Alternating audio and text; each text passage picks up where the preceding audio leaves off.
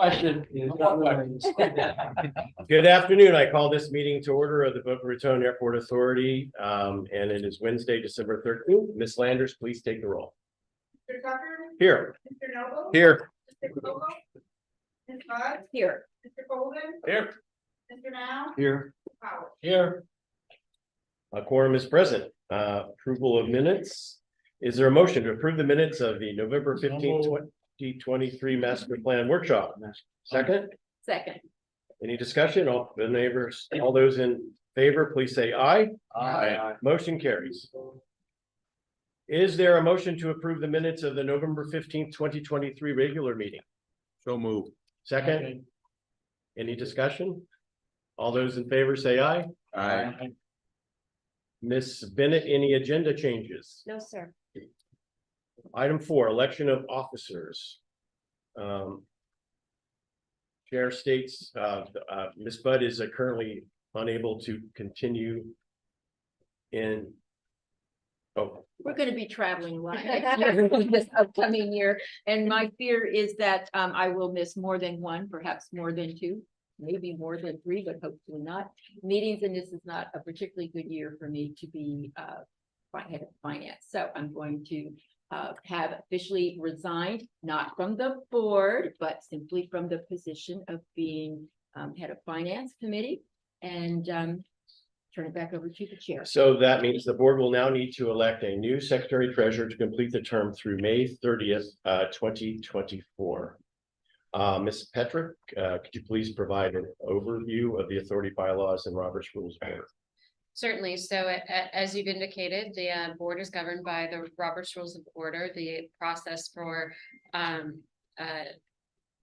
electing a new secretary treasurer is for the chair to entertain motions and for the chair to elicit a second. Once that's done, there can be discussion and a vote, and then if the motion and the second fails for one of a majority, then you would move on to a motion to nominate an additional person, and you would repeat that process until you have a majority vote. Very good. Come on in, Chris. Have a seat. We might need more chairs. Yeah. Does the person need to be present at the meeting to nominate them?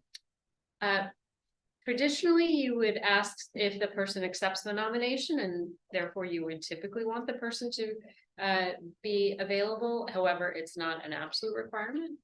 Oh, by the way, Mr. Chair, Mr. Fogel is 2 minutes away is what he's telling me. So you will have a full board here in about 2 minutes. Well, I would nominate. Since he's The not person here. not here.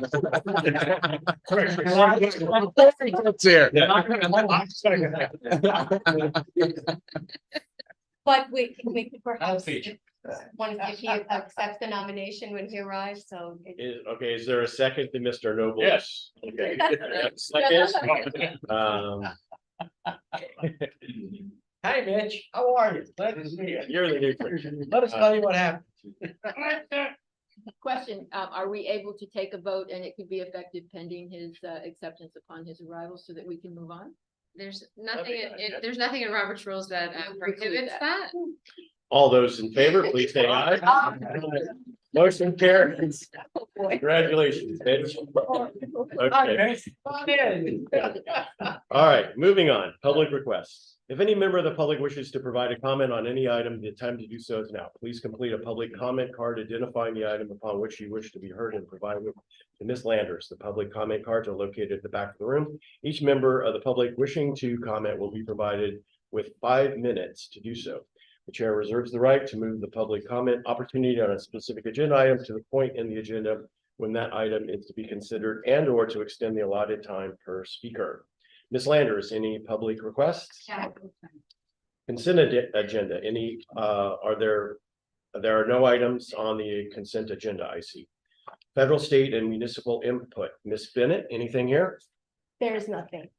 Financial report. So we do have a new secretary treasurer who will be working with staff on financial matters and review the detailed reports going forward. However, Ms. Budd has reviewed the November report in detail And the chair would like to turn to her now Sure. to introduce the item. Yes, thank you. So yes, even though I am not at this moment your official chair, I did review in my role as chair in November, the results, and everything was in order. There are a couple of things just to point out. First of all, fuel is up $39,221, and that's approximately 22.3% to budget year to date. However, compared with the same time last year, 2022, fuel revenue is down approximately $48,000 or 18%. This was all anticipated. Remember when we were putting together the annual budget, we anticipated a downturn for a variety of reasons. It's expected to remain above current year budget. Welcome. Our new secretary treasurer is here. Through the busy Congratulations. season. What happened with the short lady? That's You got right. to get back. And fuel should begin to level off during the slower months as it does every year. But remember, we made the significant downward adjustment this year in the fuel revenue budget to account for these anticipated changes. Staff will continue to monitor as they always do, and will report back to you any significant variances in this or any other category. And customs is the only other area where there's a little bit of a deviation. The revenue is down $18,365, which is approximately 18% to budget year over day. Again, customs revenue is expected to increase as we go into the busy season, as it typically does, before dropping back off in the summer months. So in other words, it's always this, guys. It goes up, it goes down. The only thing we need to be worried about is it doing this or is it doing this? So it's not doing any peaks or any valleys right now, just doing pretty much what it does every year. And I will now turn it over to Rob Abbott to talk a little bit more. Your package and financial report for November 30th, 2023. As you can see, total operating revenues year to date are approximately 1.1 million. That's 3.9% above budget year to date. Total operating expenses are approximately 787,000, and that's down 22.7 to budget year to date. Net income before depreciation is approximately 354,000. Also, on behalf of Airport Management and the Secretary Treasurer, we respectfully present the November financial report to the airport. Thank you, Rob. Is there a motion to approve the November 2023 financial report? So moved. Second. Any discussion? All those in favor say aye. Aye. Motion carries. Tenant reports and requests. Atlantic Yeah, AV. I'm sorry, now that you have a full board and a Yes. presumptive nominee, I just, you should probably ask if you officially accept. All you have to do is say I do. The Mr. election. Vogel, Mr. Vogel, would you accept the nomination to be the Secretary Treasurer for the Boca Raton Airport Authority? Yes, Rich. The honor, yeah. We are delighted to have you. Thank you. Atlantic Aviation Redevelopment Update. Mr. Bryan, I think you have this one. Yes, sir. Thank you, Mr. Chair. Just to give a quick board update on the item, the redevelopment started approximately July this year. The phase one is currently underway with the first part of phase one being their fuel farm construction. It is approximately 90% complete. We hope to be in service and distributing fuel by the end of the year, pending some further pressure testing. In addition, the hangars set for demolish, which are 6, 7, and 8, they have had the utilities cut and are now vacant, and just pending coordination with the city for demolition permitting, which is ongoing. I know airport management and Atlantic staff is on a weekly call with the city every Thursday afternoon to discuss matters with this. I believe the permit should be in hand at any time now. Once those come down, the old fuel farm can come down and the construction of new hangars and office space can commence. We also have representatives from Atlantic here could answer some questions. We also have a few is this teed up? Ahed's gonna. Yes, we have Mr. Ahed from the Atlantic Aviation and Mr. John Garrity from Atlantic if needed. We also have a few slides if they want to. Are you presenting the slides? Whatever you want. Okay. Sure, sure. Yeah, we'd love to hear from you and see some updates. There we go. If you can come to the podium and state your name and speak into the mic. And forward button, feel that direction, we just have to speak to the.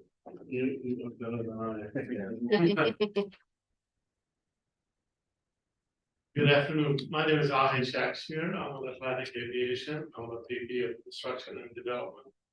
And I oversee all Atlantic construction. So I get the pleasure to work with a lot of good people. When we started on Volcat, as you can see right here, we divided the job into two phases. The phase one is we are taking down hangar 6, 7, and 8. And you can see 2 hangars going in their place. We also taken what we call the blue hangar. It's already gone. And we have a new fuel farm in its place right there. The one I'm gonna shoot. I think I gave it this. Yep, got you. Right. So, as you can see, there's the new fuel farm, that's the blue hangar, so the blue hangar had to go before the fuel farm. And as said, the fuel farm is about 95% complete, we are looking for the end of the year to have it operational.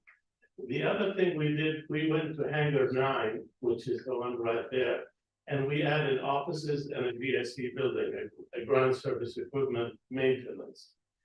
And in anticipation of renovating the FBO, we went to hangar 3 and we added offices to hangar 3. That way we can move the FBO temporary to hangar 3 while we are renovating the FBO. So very much it's 2 phases, anything from the blue hangar to the left, that will be phase 1. That would be the 2 new hangars, the hangar 9, and we will also do the hangar 3 lead to offices. And we will pave all of this area, and you'll see on the future slide. Then go back there. The second phase will be renovating the FBO and building a new hangar 1. So hangar 1, you can see it at the edge. We're going to demolish that. And we're going to try to minimize the distance between it and hangar 2 and have a bigger hangar right there. So we are filling that space to make sure that we are optimizing the use of the hangar, of the real estate actually. If you go to the second one, we do this all the time. This shows the fuel farm and the trucks as they come in, as they go out. So you can see right there. This is our trucks coming in, they will dump their fuel and then they turn around and go out.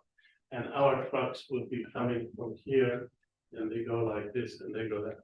We do that because trucks don't bend. So if it doesn't work, we're gonna have a bigger problem in our hand. So we do that and we test it in the field before we even start. This is the fuel farm. This is about 2 weeks ago picture. So as you can see, we are very safety conscious. We always have walkways on top, that way people don't fall. We always have bollards to protect. Those are designed for a low impact of 15 miles per hour. That way nobody can get close to our fuel tank. We also have a QC shack, which makes, we do quality control on that. Bless them, they do that. I don't. Shack, they can do that. And we have the area well lit so they can always work at night and be able to see it. So these are the 2 hangars, 6 and 7. And you can see one is 35 with a 4,000 square feet offices. And then hangar 6, and we have a 2-story office building totaling 8K square feet. And again, to maximize the real estate, you're gonna see at one time 2 separate hangars. But we put one common wall between them, that way we maximize the space. This is some of the old rendering on top, and there's the new rendering. You see how it's done there. And all that green space, Sean, so much for Sean. But my apologies for that. I'm not sure for that. But the pavement is not there, but you will see in a future slide how we have it. Yeah, we have Sean Rose. He's a bit international. Okay. This is the ramp. As you can see, there's hangar 6, hangar 7, there's hangar 9 at the end, and there's the GSE right there, and you can see all around this page. Just for location, US Custom is right to the left of this building.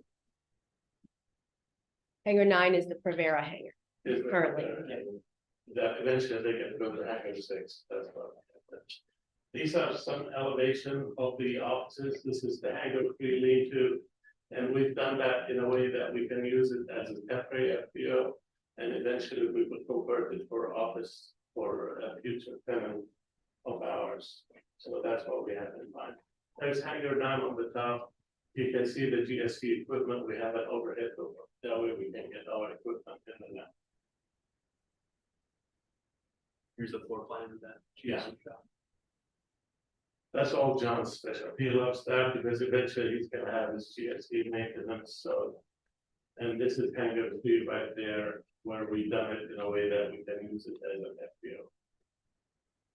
Notice the doors cut in here, seeing the other slide as well. Okay, this is hangar 1. This is, we are taking, if you remember, there was 50 feet. Right now we have about 20 feet or 25 feet between the two. And we tilted it, twisted it a little bit to even maximize that. So we maximize that without impacting the road. And that's the new layout for that. It's another 35,000 square foot hangar with 3,500 for office space. This is the FBO, and we eventually, at one time, we considered we're gonna try to do the facade, take it down and put that, but that opened up a lot of code issue because the code has changed. So some of us that work on building, you better know it's better to be grandfather than try to go. So what we decided to be grandfather on the outside, but the inside would be gutted and rebuilt, and we eventually have our FBO gonna be on the first floor and half of the second floor. Then we're gonna rent the rest of it for the new tenant. There's always. Yeah, so previously, what was shown was that this design on the right had an atrium design between the first and second floor. If we were to cut the slab on the second floor to make that atrium space, it would compromise the structure of the building. So we had to leave that design concept as that has changed. While we've kind of gotten into the design, we wanted to make you guys aware of that. So post tension, once you cover that rebar pulls out completely, and we did not take that. Yeah. The interior will remain the same. We'll see some of it. You want to do the interior? So this is a first floor rendering, and one of the things that we're most excited about, so just to give you some perspective, this would be the ramp door right here, and this up here would be the parking, right? So the way it stands today, our desk is kind of situated like so, but what we've done is we've cut out some considerable space for our own team to use, as well as completely renovating the conference room, moving where it is now today from this sector over to the other side of the building. Now we'll also have a crew bathroom, quiet room to get some rest, as well as an increased size in our bathrooms in the main lobby. We also want to be partnered, as we are now, with Go Rentals. They will have a new suite to move into on the first floor. So any of those in the rental cars will still do as they do today, just connected to the facility. So for some of our site management, our line service manager and our CSR manager will be directly near the stations where they are. It's not something we have today. So from a team development and oversight perspective of our service, it's a considerable change that I feel will help our service levels. And then over here's a rendering of what the lobby would look like coming in the front door from the parking lot. So in lieu of the atrium, what we've opted for is a backlit panel on the interior design with some light behind that. The intent is that we'll lift your eyes up, still make it feel wide and bright in that lobby interior. On the other side, these are partitioned out to have different spaces, so there's still some sort of privacy as well as it's open to the public.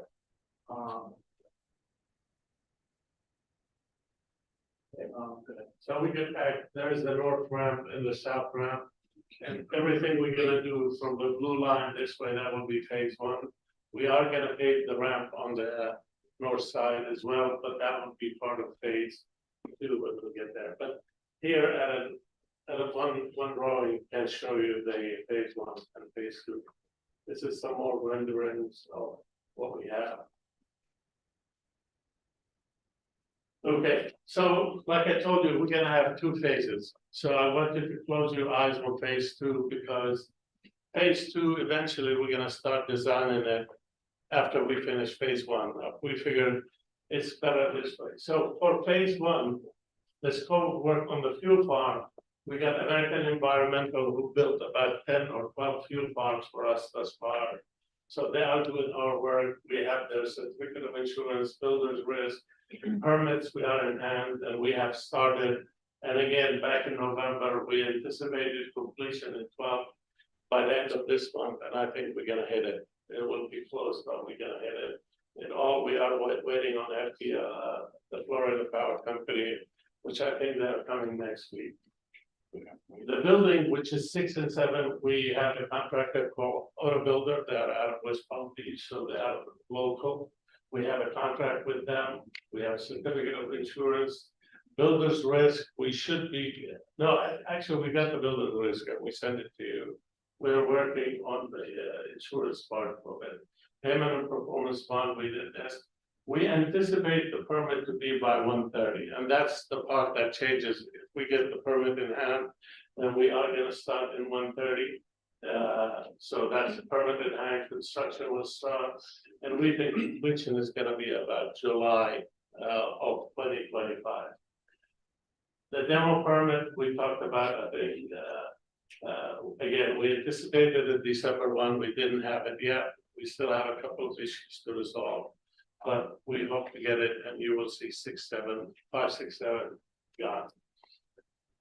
Phase two, the one that I can tell you that we're gonna be targeting the permit by mid next year. And then we will give you an updated schedule, because that's very much related to what we are doing. We need to finish all phase one, move people from the FBO, move people from hangar one into the new hangar that we built, and then start on that. So hopefully we'll meet soon, and we'll be able to bring you more up to date on phase two. So this is the last slide we have. We wanted to open up to any questions that the board may have. I see you have about 18 months construction. During that time, how much will be in the temporary FBO? Nothing, the FBO is gonna be phase two. It's phase two, okay. Yes. And when totally complete, how many additional square feet of inside space will you have? Okay, we talk about hangars all the time. So Yeah. I know I have committed to 70,000 square feet of no, it's 35, 30, and 35. Yeah. So it's about 70, 100,000 square feet, and currently you have, what do you have? So demolishing 48,000. So you're doubling. Doubling your square footage? Yes, sir. Okay, But it's more than just doubling. Also, the hangars are 28-foot doors, right. which allow more. We call them, it's a group two hangar, which is 28-foot door, and you can get a G6 split deal right here. Oh. Okay. Right now, that's the current limitation, 6, 7, 8 of the door heights. Right. And these all meet the new Florida standards? Yes, sir. Great. Yes. Yes, I had a question, and this may relate to a topic we're gonna talk about later, but since you brought this up to us as I was looking at it. I was thinking about the scheduled charter flights that are gonna be coming in here in December. And I was looking at the lobby there and thinking, okay, if we're gonna have these new flights in there, wouldn't there need to be some design changes in the FBO building regarding security, safety, handling the volume of people? So I don't see any of that contemplated, or is that not going to be an issue? You don't see it on the drawing right now, but we do have a security drawings that will handle all our card readers, our cameras, and ingress and egress of the airside. So you will see that in detail, or we will submit that. And the security screening, that'll be inside or outside? The screening of passengers? Yeah. Are you talking about charter? Yes. We usually handle charters in a different office area, different setting.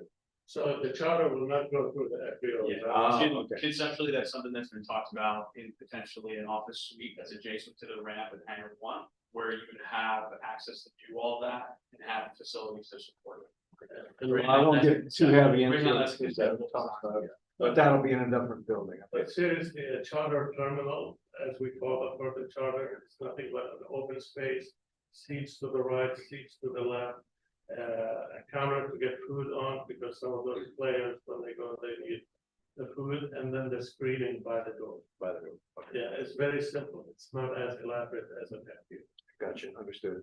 And then the last question, again, if it leads into the next session, you just let me know, but. Again, I'm thinking of parking with 30 passengers. Coming in and out each time. I don't think this contemplated parking, so again, if that's a Yeah. separate subject, I don't know, Jay, but. I can take on that. So, I would work closely with Clara and her team about that conversation around swales. I think we can kind of pin that and talk about maybe how that relates to further parking in the Atlantic Aviation Council.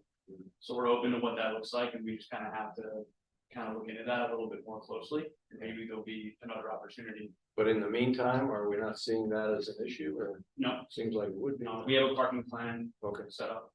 And we can talk a little bit of more Okay. detail during that particular item, but I think there are 10 spaces contemplated for this new activity that's proposed, that will be starting next week. And the company is advertising no parking available. So they're gonna Uber in or do something like that, take a ride share. Okay, thank On the you. design, any other questions? No, I understand that. It's gonna be, well, it's gonna be a separate area. It's not gonna be coming. You can through the see main the thing. operation That was my I only- Yeah, no, I understand. I didn't understand how it was gonna work, so I got it. Any other questions for Ahad and John? Thank you. Jane, did you have one, Chief? Yeah, good. Well, just one. Obviously, you're gonna have a lot of construction people on the site. I assume you're going to cordon off that area Yes, sir. for security purposes. Yeah, can you go to the first slide? I can tell you what's our tentative plan. And there's already construction fencing around the The fuel. fuel farm ongoing, so. Yeah, I saw that. So Yeah. we do. Same we do a concept. Construction, actually, we're gonna do a construction. Starting from right about where the existing fuel farm, all the way through by hangar 8. And then up that way, all of that will be taken away and controlled. How big a physical barrier are we talking about? It's usually, I think we have 5 footer or something like Okay, this. thank you. And Part of they're all tied together. We will be coordinating with the airport as we bring cranes, we have to move them around, but we are aware of that. Part of our weekly coordination includes those kinds of issues, and there's also construction safety management that we're responsible for. So there will be, particularly as we get to the ramp portion, where they'll be working closer to the movement area.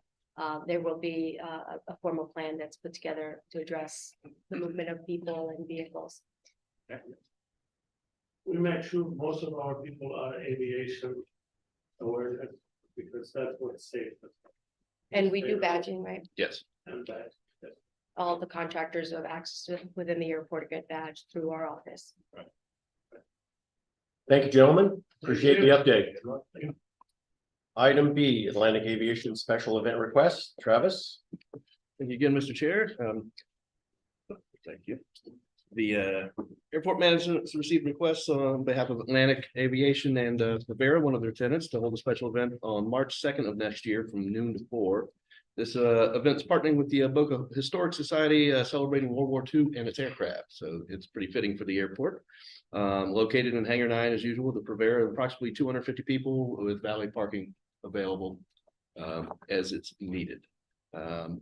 Pending the submission of a security and safety plan to airport management, we recommend resolution number 123623, granting permission for Rivera to hold a special event on March 2nd of next year. Thank you, Travis. Looking for a motion? second. All those in favor say aye. Aye. Motion carries. Executive Director Staff Reports, Florence, you have a report here on the noise abatement operations summary.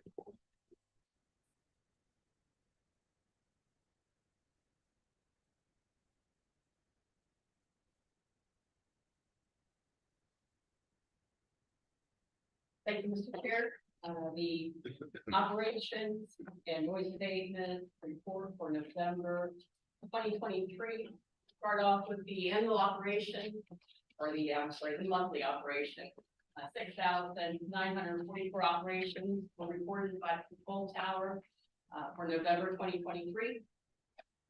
The fuel report, Jet A showed a decrease of 7%, avgas, virtually there were not much of a change.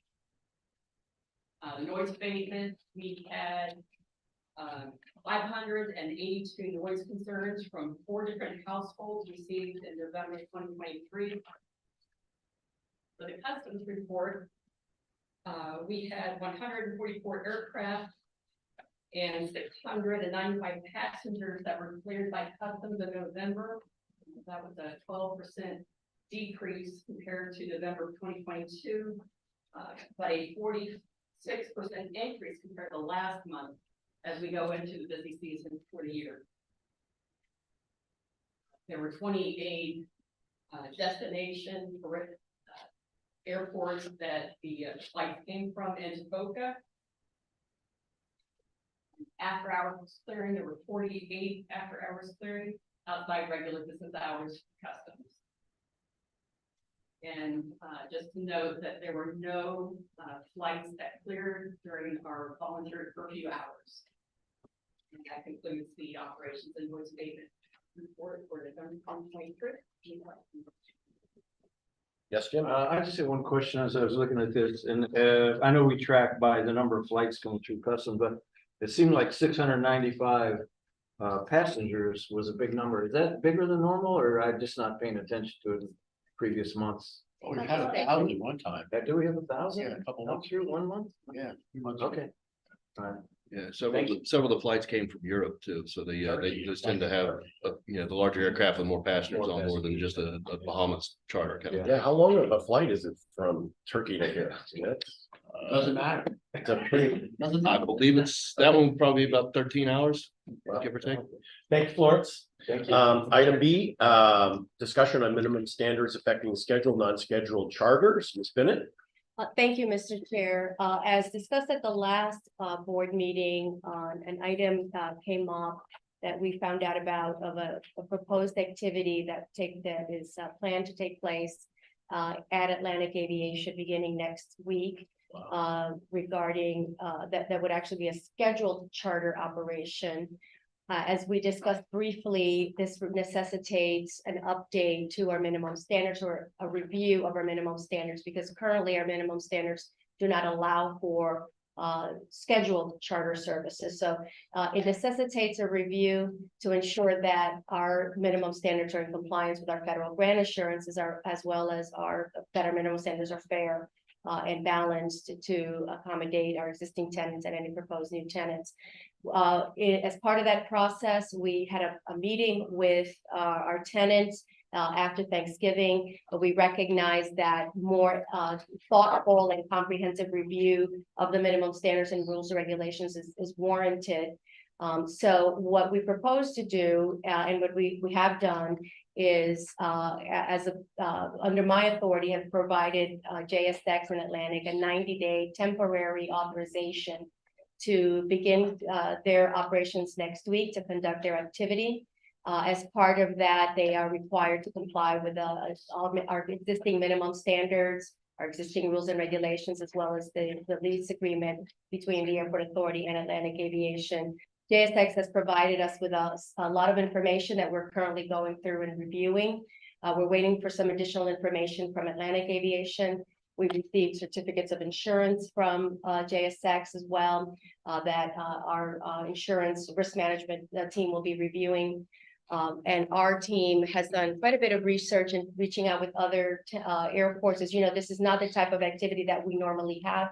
As some of the questions that we had are similar to the questions that you were asking last month as well as this month with regard to the movement of passengers, the staging of aircraft, the handling of baggage, the security issues, the safety concerns that we may have, parking. So we've been asking those questions of Atlantic and JSX. We've gotten quite a bit of information, and Travis and Scott walked through sort of what is being contemplated as that process of handling the passengers and the aircraft through the FBO and onto the lobby. So Travis, if you want to give a quick update on what you and Scott found yesterday. Sure, we just basically did a walkthrough to see, okay, I'm an arriving passenger, what's the process gonna be like? So where's the dedicated parking if they do park? As stated earlier, they are advertising is no parking available, please take a ride share or public transit. But also, how do you handle X number of movers or lifts, where are those gonna go and stage, that type of thing. So Atlantic has provided us with a pretty comprehensive plan of where they're gonna plan to do things. As far as the passenger movement through the lobby, passenger screening would take place as the passengers are actively walking to the aircraft and segregate from everyone else from then on. But prior to that, they would just be commingling in the lobby with other charter passengers. Offloading of luggage is segregated to once it's secure, it's on a baggage cart, and they believe, and JSX can speak to this if need more with the machinery, but they use sniffers for explosives and also for the passenger screening, do the walkthrough detectors prior to entering the aircraft. Atlantic's also going to be providing a stairs and ramp for the aircraft with ADA compliant wheelchairs if needed. I believe they're procuring a dedicated baggage cart just for that aircraft movement, and plan on hopefully having a dedicated aircraft parking somewhere near the terminal. We also, some of the questions we asked yesterday were inclement weather plans. The weather changes pretty frequently out here. So as of right now, it'd be to hold passengers on an aircraft until, let's say, a lightning alert is over with and it's safe to disembark. It's roughly in line with their lightning plan for employees. Once lightning strikes within X number of miles of the airport, employees have to go inside, can't refuel aircraft, anything of that nature. So we've also had discussions with local police and fire just to prime them, get their opinions and thoughts on things. I just got a phone call this afternoon from one of the lieutenants on the fire department just to get a start date for when that we expect to see the service through, and he's going to brief all his team. As far as aircraft, it's no different than some of the other aircraft that already operate out here, other than the fact that they just tend to have more passengers on board. So that would be a consideration for the fire department that, previously 12 to 15 might be the tops. Now you could be, seeing 30 plus. Which includes crew. No plus. Well, that 30 The max. crew, yes. Yeah, but Not souls on passengers. board of potentially, two pilots plus 30 passengers and a flight attendant type thing. So just 30. briefings, yeah. So we're satisfied with what we saw yesterday, kind of the plan. We'd like to kind of see it in action once it actually starts. I mean, to me, that's kind of where we're at today is, what are the next 90 days bring this, probationary period, and it seems like we can come up with limitless what if, Right. Kind of questions, but until we see the thing in action, I mean, we could speculate forever, but what good's it do? Right, and from a management team, our analysis is twofold. One is obviously the operational aspects, as we've discussed, and particularly the minimum standards requirements, because any changes to the minimum standards affect existing airport tenants. So while we did have a meeting a couple of weeks ago, it's in between holidays, and so in order to do a thorough public process where we're inviting tenants in, we need to give an opportunity for all the affected tenants to provide input.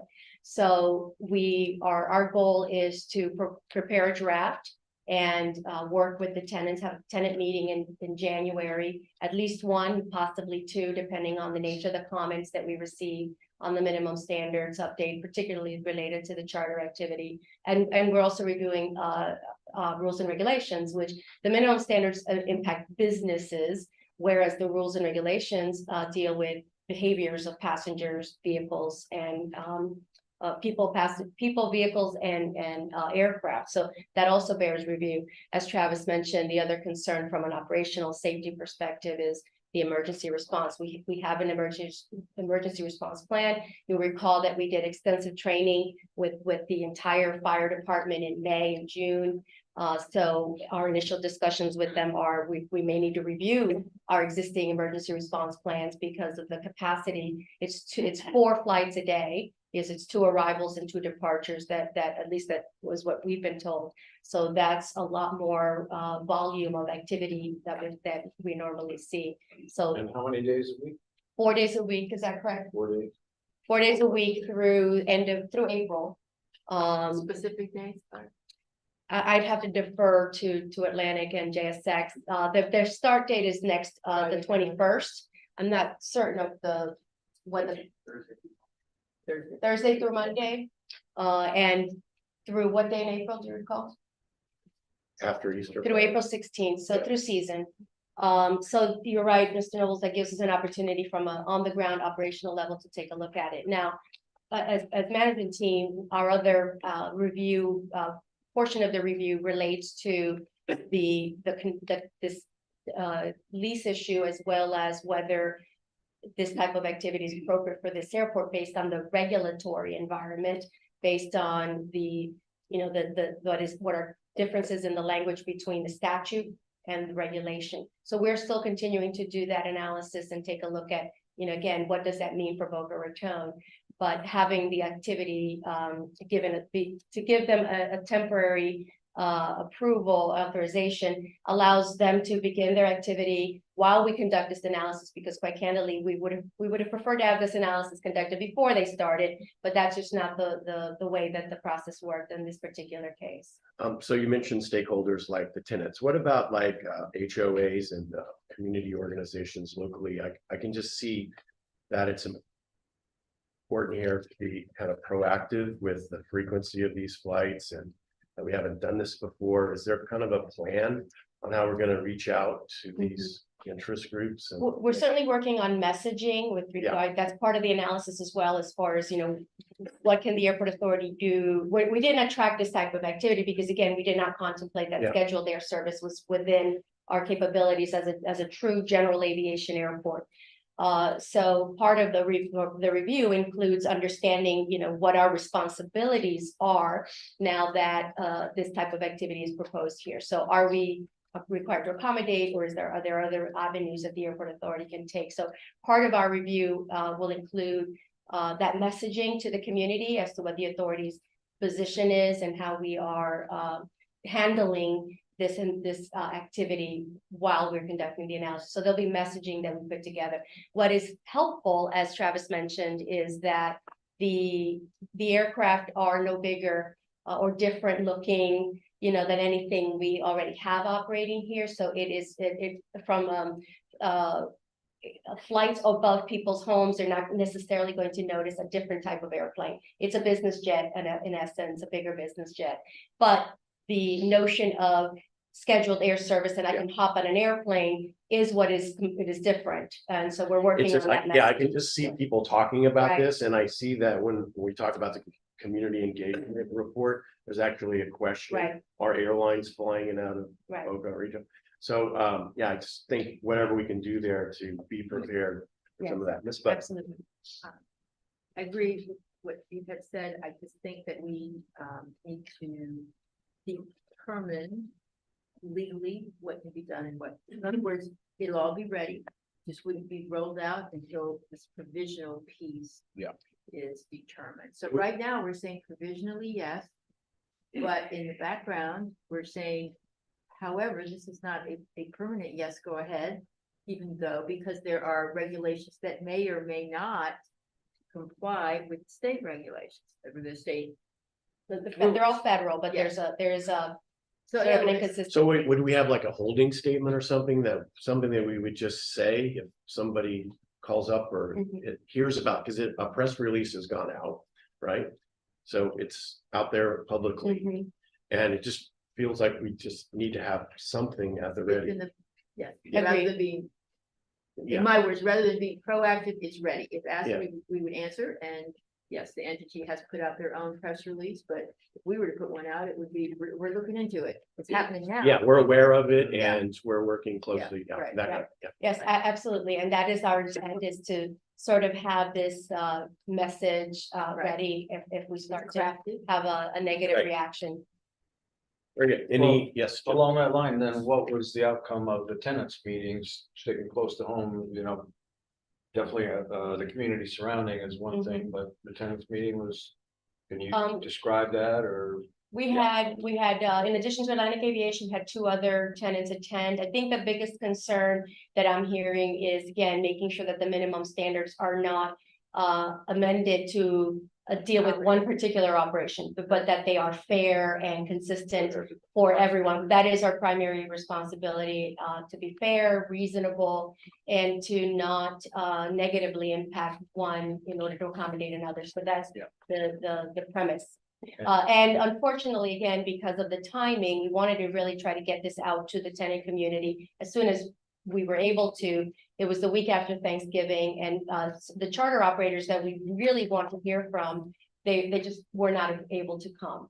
So we're reaching out directly to them, and we're Travis again is drafting up some language that we will be sharing with them, because they are the ones that will be most directly impacted by whatever amendment is necessary. And you know, there may not be any amendment that's necessary other than language. But again, that's part of the process that we have to. I thought that was good to have that meeting. The last question I have is just the minimum standard. Can you just give me a sense of what those are? Is like times of operation, or I don't know what our minimum standards are that you're really talking about. Generally Be more speaking, specific. correct, that the minimum standards are just that minimum requirements that a business that is conducting aeronautical activity at the airport is required to meet. And they include hours of operations, they include minimum square footage of office space, hangar space, ramp space. Insurance requirements are huge, a big one as well. And there are definitions of the different types of activities, commercial aeronautical activities that the FBO or that the operator will be allowed to perform at the airport. And there's, you know, there are different categories. There's FBOs, there's flight schools, there's charter companies, etc. So do most of those fall on the FBO, or do most of them fall on the the charter? In this case, it's both, because we have requirements for the FBO that they have to operate within certain parameters and provide certain minimal service levels and minimum insurances. But in this case, that is not necessarily going to change. But what may change, again, it may not need to change, but what may change is the definition of charter, as well as the specific requirements related to charter operations. Thank you. In that iteration of a definition of minimum standards, you didn't say the word safety. Is that a specific omission? I thought that was.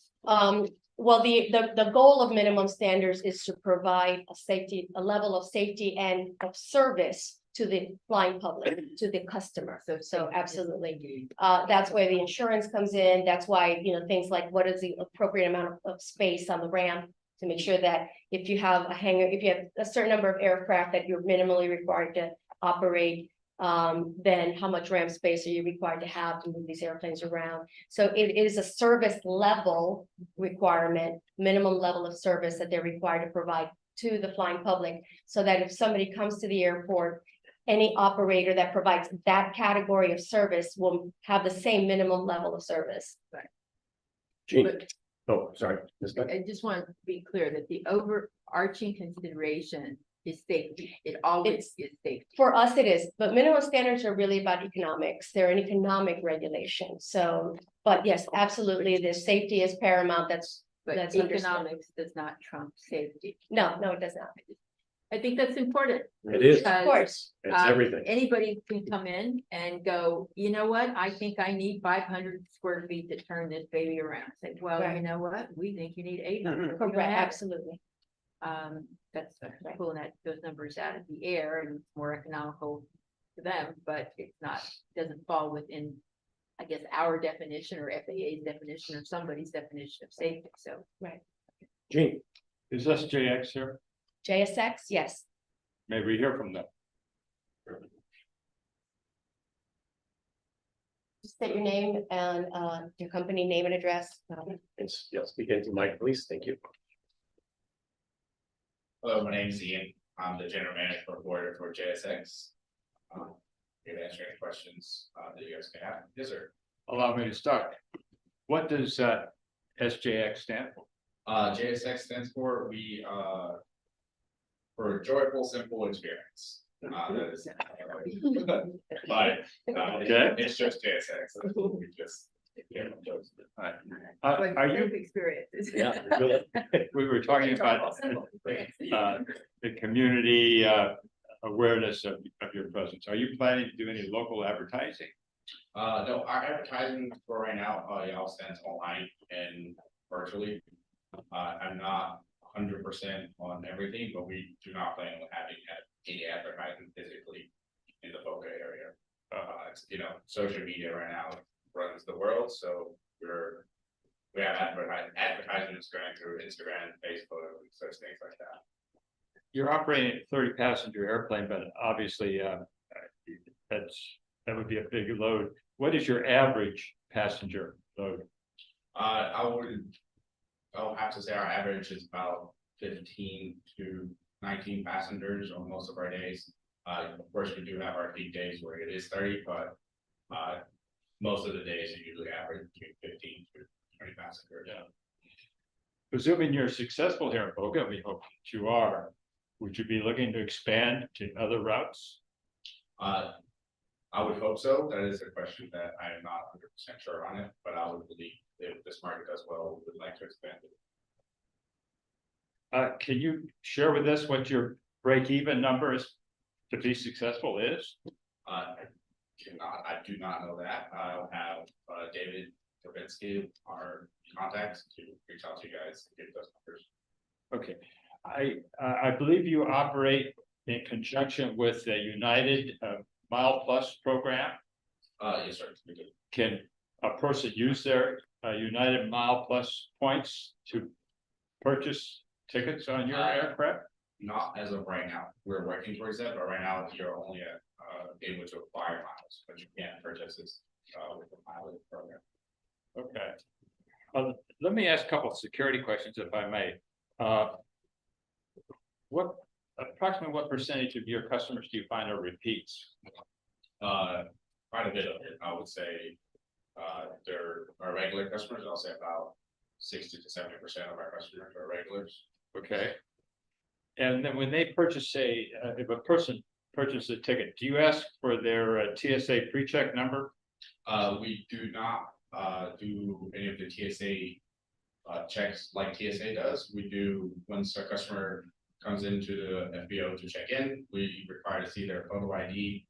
And then we do a swab of their bags, all of their bags, including carry-ons. And through our system, we'll check to make sure, the ID matches. You don't put the passengers through the TSA check, you said, It's a including pre-check. the 12,000. You don't run them through pre-check? If they're pre-check? No, sir. You do not? No, sir. Is there any reason why you would not do that? Just to... That will be our security director questions, which will be Roy. I can also have him reach out to you guys, but we don't have any TSA on site. We're doing all of our security checks. I understand, but There's a no-fly list you put them through, right? Yes, Okay, correct. There's thank a you. database that we run through. That's it? That's what's required, yes. Yeah, I mean, you can run their pre-check number through TSA without online, basically. Yeah, we have a system that we run through all of our bookings, which is called Avatar, which a lot of the airlines use. And that's the database that we run our customers through. Are you one of their pilots? I am not. I'm the manager for. You're the manager. Yes, sir.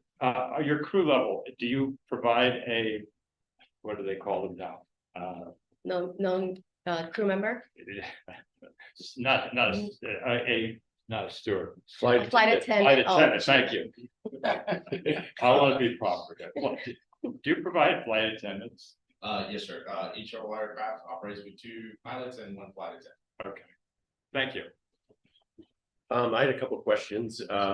Who is your core audience? Is it leisure travel, business?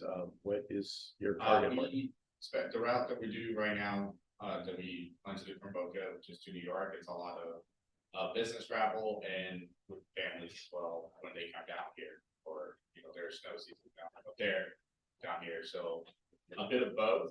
We try not to segregate our clients too much, but a bit of both. What's your pet policy?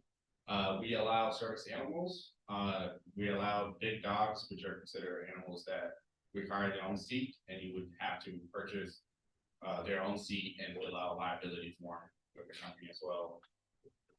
We also allow petting carriers, which you will pay an additional fee for it and make sure that the pet is in the carrier and everything. If you do not have a carrier, we are able to provide you one. So Speaking of fees, so what is like the average round trip ticket? it depends, and it varies from location to location. I can give you on top of my head from OPF to HPN, the average is about $950 to $1,000, one-way ticket, round trip around 2,000.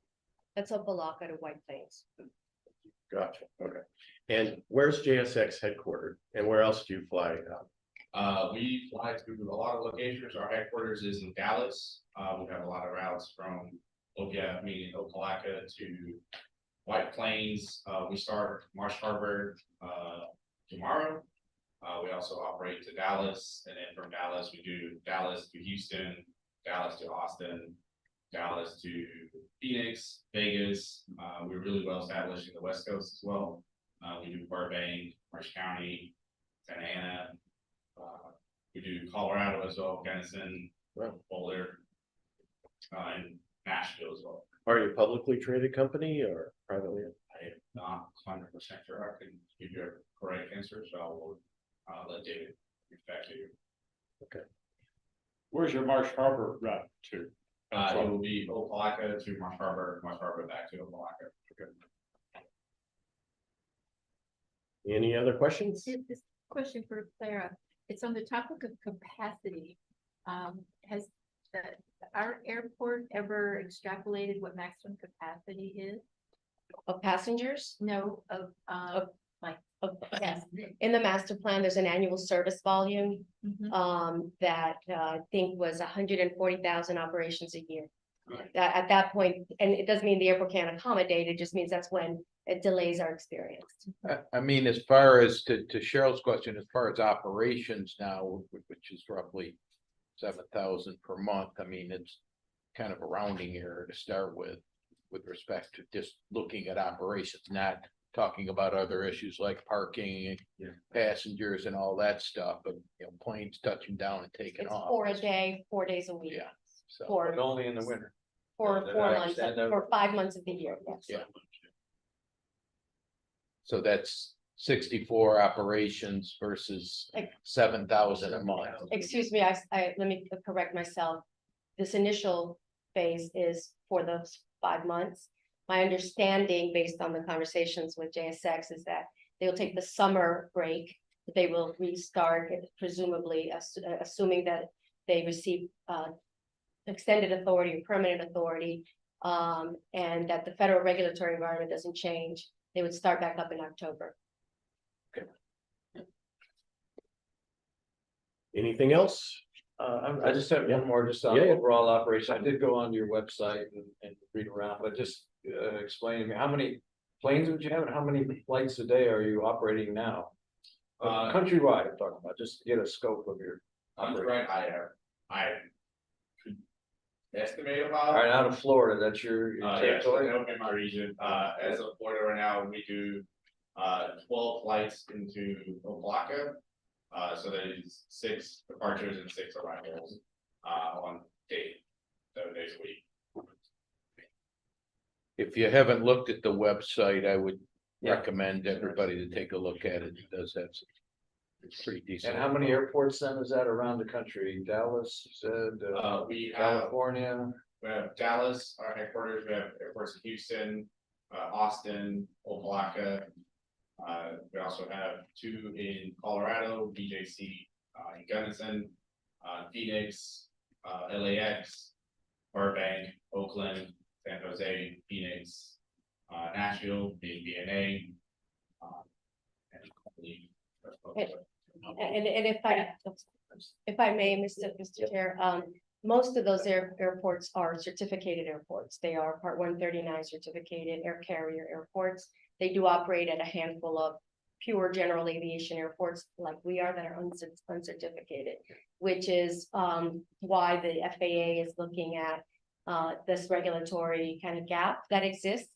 And they opened a public comment period in the summer, received a lot of comments about this issue of, what's appropriate at a general aviation airport that does not have fire rescue and other infrastructure, security infrastructure that an air carrier airport would have, as well as just the activity through an FBO.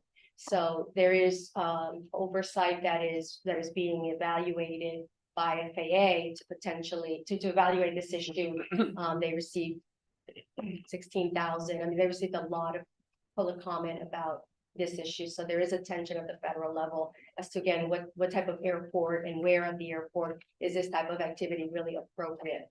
So you're saying it's not yet a settled matter at the FAA?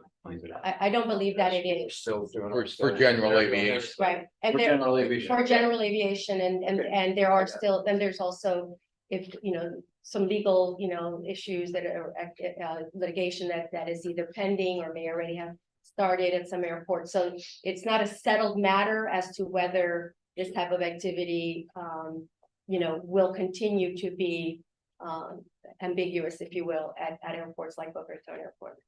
I believe our secretary treasurer has a question. Yeah, I was just. That's my new name. Sure, with pride.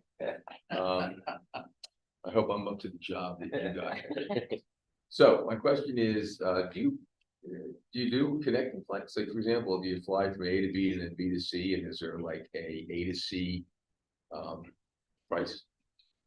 We do some through flights, not right now through the Florida region. Okay. All of our Florida routes are, either start here and end here, or you either go to New York or coming back. Dallas have some through flights. A lot of those to Colorado, coming from Vegas, Dallas to Colorado. So we have a plan set for that, where customers come in, their bags are tagged through, they'll come back out, just get rechecked in, and their bags get loaded back.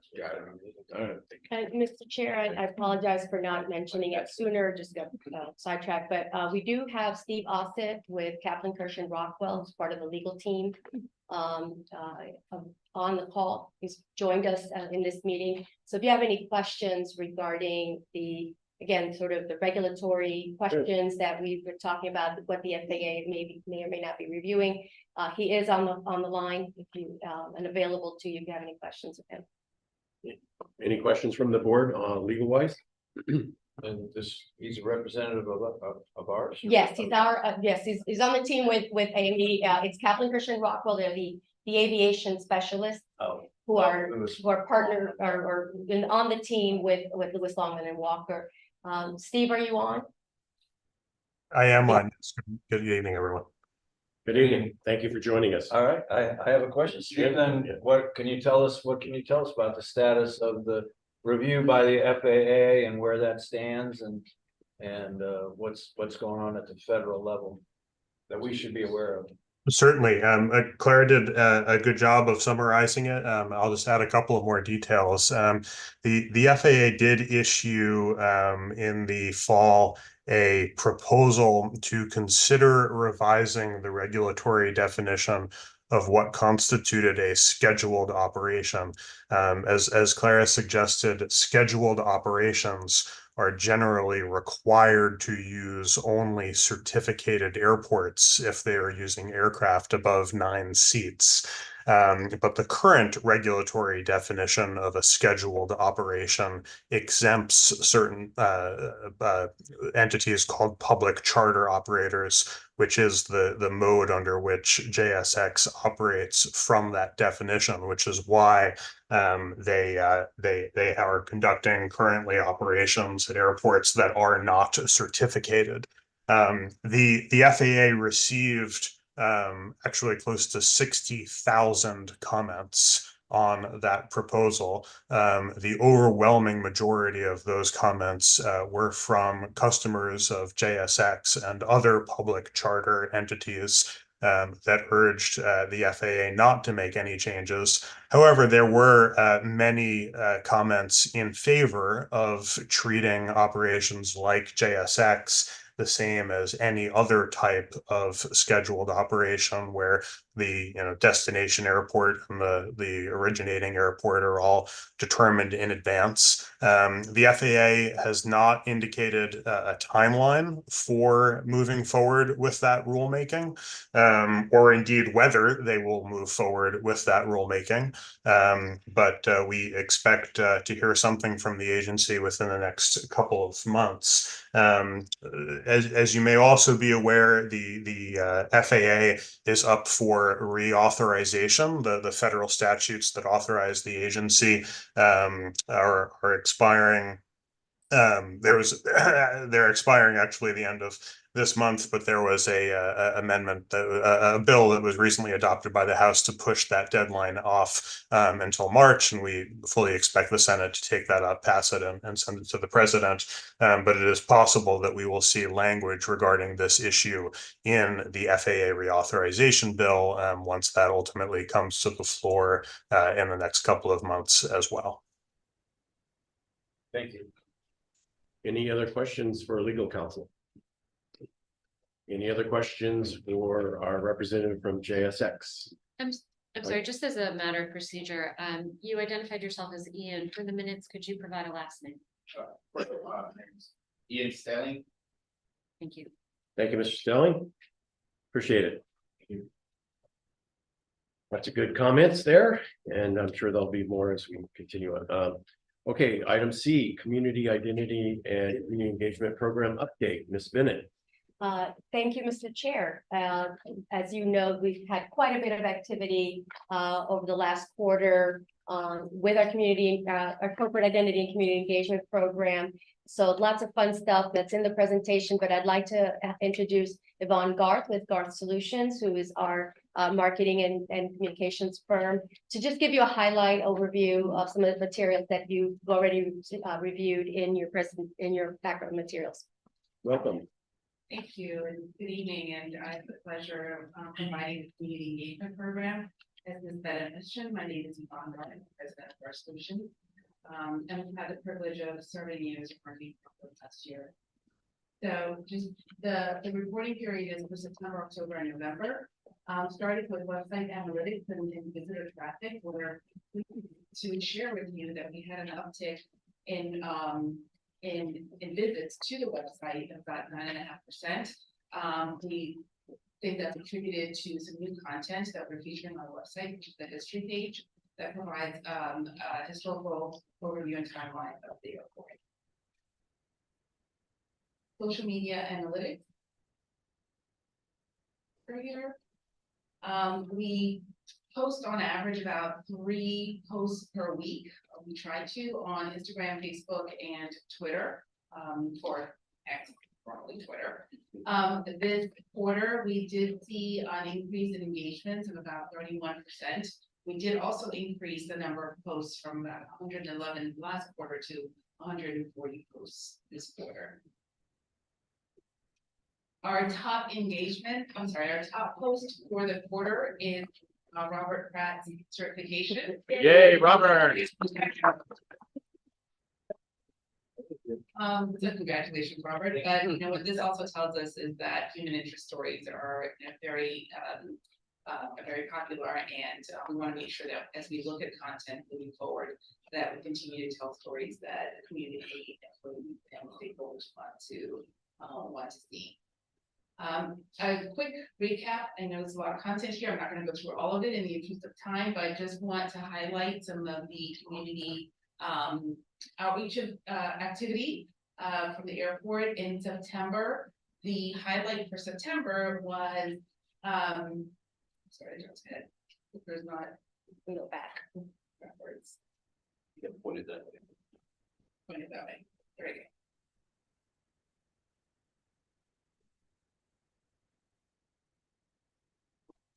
Perfect. So there we go. Thank you. So the highlight for September was Student Aviation Day in collaboration with the Academy of Aviation and Technology at West Boca High School. We had 23 students that participated and had took a tour of the airport facilities, including Atlantic Aviation, BRAA, reliable jet maintenance, and Lynn University Flight School. So it was a really nice day. Students had fantastic time engaging and learning more about the aviation industry. And we also had some media coverage, which was very nice. We'll share that with you.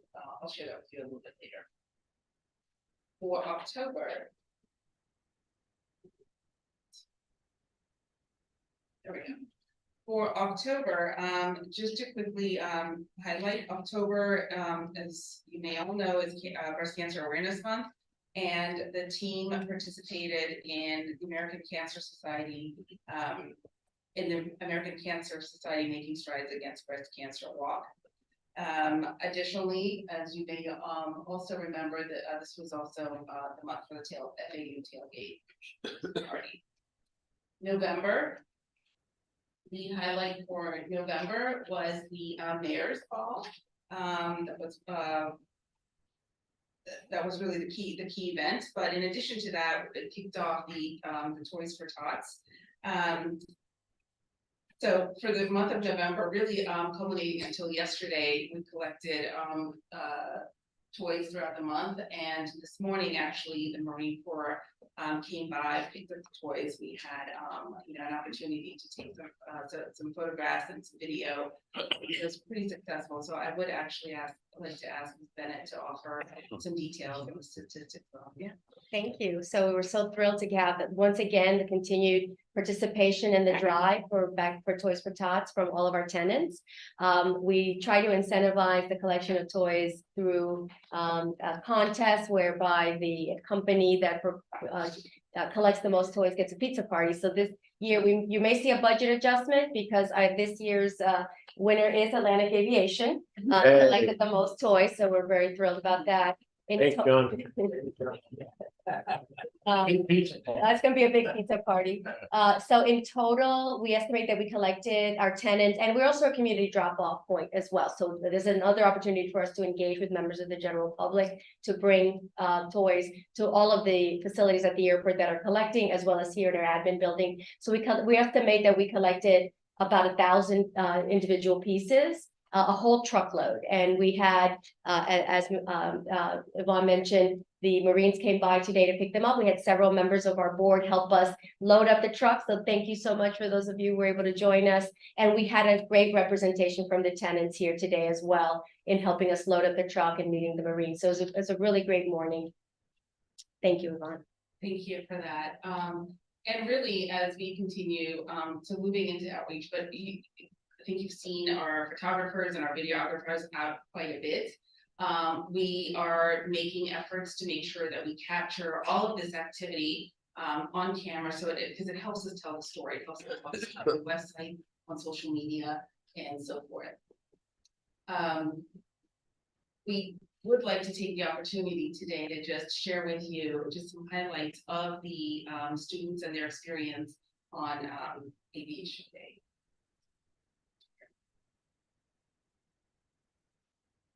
We're so excited to have the students from Westover Community High School, the Aviation Academy, visiting the airport today to learn about careers in aviation right here at Palm Beach County. So we hope that once they graduate high school, they go to college and come right back and get one of these amazing jobs.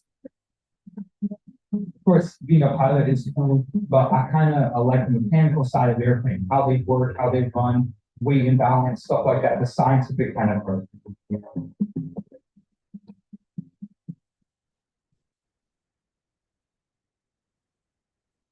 Seeing people work on the planes, fixing them, those type of our goal through our various educational programs is we try to provide information to these students about the various career opportunities that they have here and understand that they can pretty much do any career field here at the airport.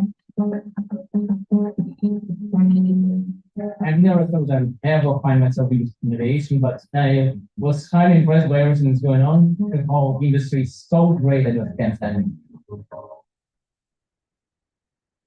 Taking a selfie there, huh? That's great. Yeah, we have to make sure we do a head count, make sure that they all come back with us on the bus. We might lose a few out there.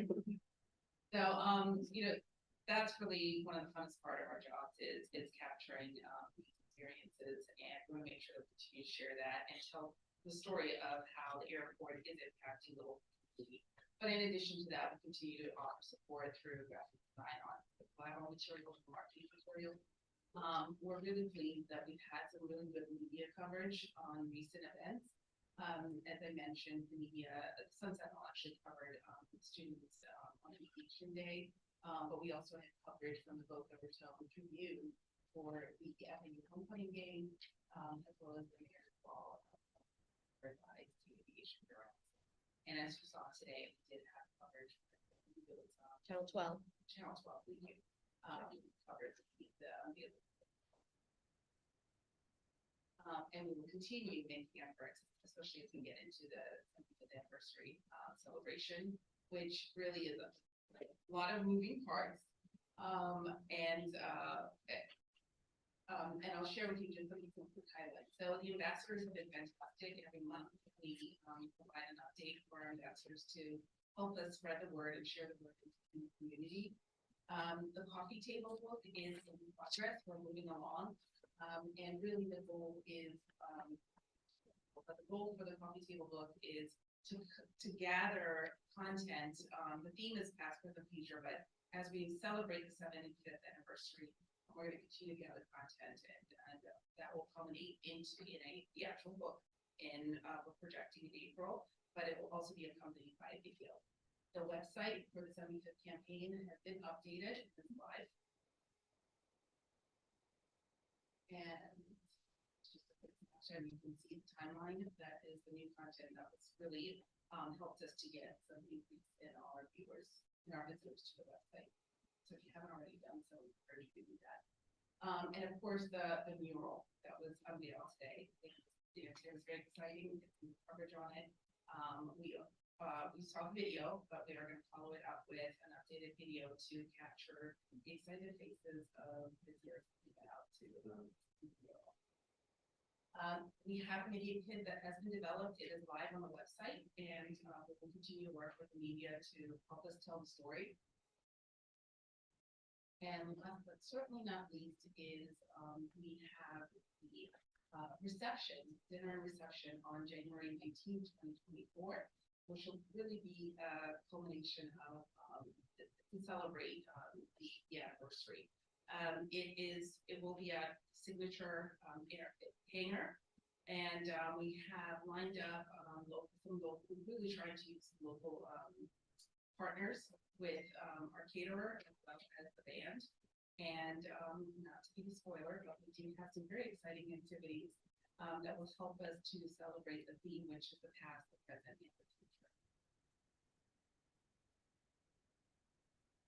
And following that, the date has not yet been established, but the groundbreaking event for the observation area. And lastly, the coffee table will really be pulling all of it together in spring. That is the update for the community engagement. I'm happy to answer your questions. Thank you, Yvonne. Any questions for Yvonne? Right. I have one. So on the observation deck, or do we have like at least kind of the quarter we might be doing ground, like second quarter, third quarter? Yeah, we're really disappointed in the change to the schedule necessitated by a permitting process that we had not contemplated. So we are still in submittal through the city's permitting process. So we're shooting for Q1. Okay. For the groundbreaking as soon as we get those permits. Probably after the party, hopefully February, but we will keep you updated. It's the permitting process in the city. I think I mentioned to some of you earlier. The permits for the monument signs for Airport Road, we just received those about 2 days ago.